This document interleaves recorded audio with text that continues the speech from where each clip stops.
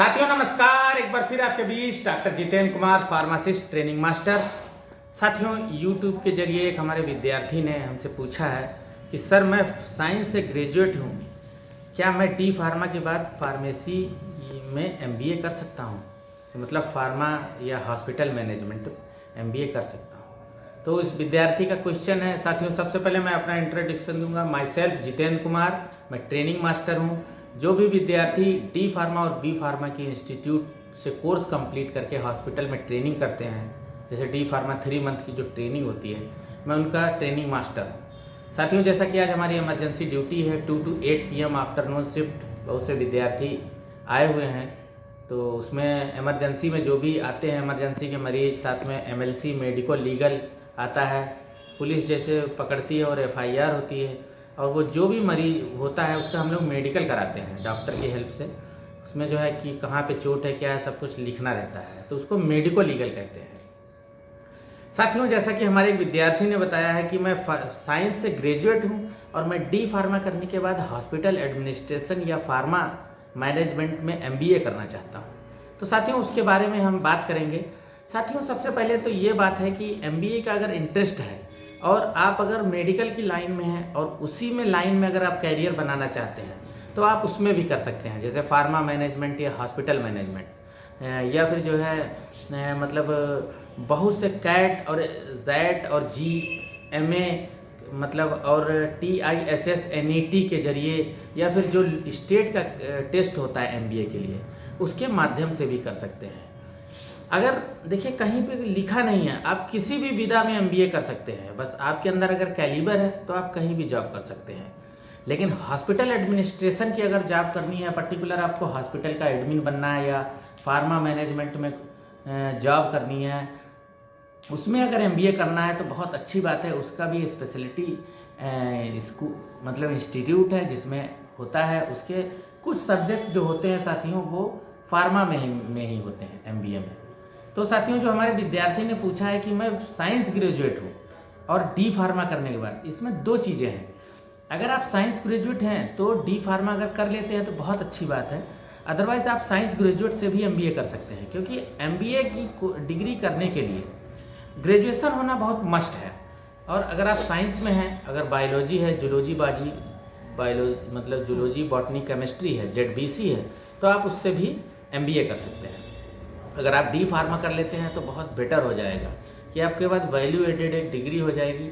तो उससे क्या होगा साथियों कि आप कहीं भी जॉब करेंगे तो आपको उसकी पढ़ाई के बारे में पता होगा। हॉस्पिटल में सपोज दैट कि हेल्थ केयर क्या है, हेल्थ केयर मतलब मैनेजमेंट क्या है, और अगर MLC है, मेडिकल लीगल है, या हेल्थ प्लानिंग क्या है, सभी कुछ आपको पढ़ने में बहुत हेल्प मिलेगी, बहुत अच्छा रहेगा। तो डुअल स्पेशलाइजेशन एक तरह से हो जाएगा। तो इंडिया में बहुत से ऐसे इंस्टीट्यूट है जिससे pharma management and hospital administration का कोर्स होता है, जैसे JSPM जया वांत्रो, ये क्या कहते हैं, एक इंस्टीट्यूट है जो कि पुणे में है, जिसमें MBA pharma management and hospital management में होता है। And Surya Datta institute of management Pune, तो पुणे, बॉम्बे, सभी जगह, जैसे नॉर्थ इंडिया में अगर देखेंगे, यूपी में अगर देखेंगे तो रामा यूनिवर्सिटी एक प्राइवेट यूनिवर्सिटी है कानपुर में, नंबर 1 का MBA वहाँ पे होता है, जो कि हॉस्पिटल और फार्मा मैनेजमेंट में मतलब MBA होता है। तो इसमें क्या होता है, पेड सीट के माध्यम से भी आप एडमिशन ले सकते हैं, कैट के माध्यम से भी एडमिशन ले सकते हैं, और स्पेशलिटी के लिए उसमें ऑप्शनल होता है। अगर आप टेस्ट में क्वालिफाई कर गए, ऑप्शनल होता है कि hospital management and pharma management MBA करना है, या मार्केटिंग एंड सेल्स में करना है, या ह्यूमन रिसोर्स में करना है, या इंटरनेशनल बिजनेस मार्केटिंग में करना है, या टेक्सटाइल में करना है, या फिर रूरल डेवलपमेंट में मैनेजमेंट में MBA करना। इस तरह से बहुत से MBA होते हैं। तो साथियों क्या होता है कि अगर आप स्पेशलिटी करते हैं तो बहुत अच्छी बात है, पर पर्टिकुलर उस क्षेत्र में आपको ऑप्शन बहुत दिखेंगे, जैसे अपोलो है, मेदांता है, रेवांता है, सहारा है, इस तरह के बहुत बड़े बड़े हॉस्पिटल हैं जिसमें हॉस्पिटल एडमिनिस्ट्रेशन या हॉस्पिटल मैनेजमेंट की जो है ऑफिसर की जॉब होती है, उसमें अच्छा पैकेज होता है, उसमें आप जॉब कर सकते हैं। साथियों होता क्या है, जब MBA हॉस्पिटल या हॉस्पिटल एडमिनिस्ट्रेशन या फार्मा मैनेजमेंट में करेंगे तो उसमें कुछ सब्जेक्ट क्या होंगे कि उसी के होंगे, जैसे सेल्स मार्केटिंग होते हैं वो ग्लोबल जो भी सब्जेक्ट हर जगह जो एमबीए में पढ़ाए जा रहे हैं वो तो होंगे। साथ में जैसे fundamental of health care administration एक सब्जेक्ट होगा, एक पर्टिकुलर सेशनल में जोड़ दिए जाएंगे। या मैनेजमेंट ऑफ डिजीज कंट्रोल, अगर फार्मा या हेल्थ केयर मैनेजमेंट एमबीए करेंगे तो जैसे मैनेजमेंट ऑफ डिजीज कंट्रोल एक सब्जेक्ट हो जाएगा। साथियों साथ ही साथ क्या होगा, ओरिएंटल ऑफ क्वालिटी एश्योरेंस इस तरह का, and medico legal issues, medico legal का सब्जेक्ट हो गया, कैसे मरीज आता है, क्या होता है। सपोज जैसे किसी को गोली लगी है या किसी का जो है किसी ने उसको जो है धारदार किसी अस्त्र या शस्त्र से मारा है और वो आपके प्राइवेट हॉस्पिटल में एडमिन होना चाहता है, तो उसकी प्रोसेस क्या है। तो आप सबसे पहले वहाँ के जो डॉक्टर, नर्स, फार्मासिस्ट वो क्या करेंगे, अपने मैनेजमेंट को बताएंगे। और मैनेजमेंट क्या होता है, एडमिनिस्ट्रेशन। वो तुरंत ही पुलिस को कॉल करेगा कि सर हमारे यहाँ एक पेशेंट है, हम इलाज कर रहे हैं, अभी अभी आया है, इतने बजे आया है, ये प्रॉब्लम है। वहाँ की जो नियर की पुलिस है वो आएगी और उसका जो है सब कुछ बयान लेगी, कैसे आपको चोट लगी, क्या है।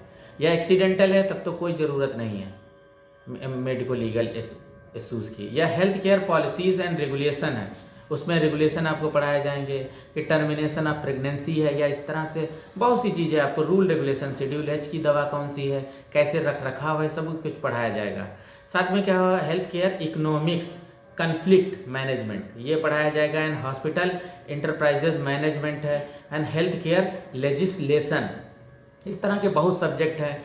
जब आप सेकेंड ईयर में जाएंगे तो जैसे operation management in health care, organisation of hospitals ये पढ़ाया जाएगा, एंड हेल्थ केयर प्लानिंग के बारे में, and health care management and management of hospital ये सब्जेक्ट होंगे आपके। And concept of epidemiology, epidemiology साथियों क्या होता है कि कितनी तरह की बीमारी है, जैसे कोरोना वायरस आ गया, HIV एड्स है, ट्यूबरकुलोसिस है, इसके अंदर बीमारियों के नाम पढ़ाए जाएंगे।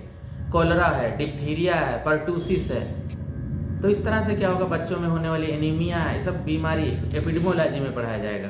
And information of health care management पढ़ाया जाएगा। साथ ही साथ एडमिन ऑफ हेल्थ हॉस्पिटल जो है, admin of administration of hospital management, and anatomy, physiology and medical terminology इसके बारे में पढ़ाया जाएगा।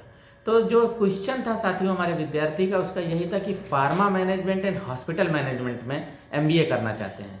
तो साथियों ये उसके बारे में था, जैसे क्या कहते हैं कि आप एंट्रेंस देंगे तो उसमें ऑप्शनल होगा, तो ऑप्शनल में अगर आपको ये मतलब चॉइस है तो आप चॉइस ले सकते हैं, उसमें ये सब पढ़ने को मिलेगा। और आप नेट से सर्च करके देखेंगे, इंडिया के बहुत अच्छे इंस्टीट्यूट हैं जो फार्मा एंड हॉस्पिटल के मैनेजमेंट में MBA कराते हैं और आप कर सकते हैं। तो साथियों किसी तरह की क्वेरी आप हमें कमेंट करके पूछ सकते हैं। साथ ही साथ हमारे चैनल को जरूर सब्सक्राइब करें। इसी के साथ विराम देंगे साथियों, नमस्कार।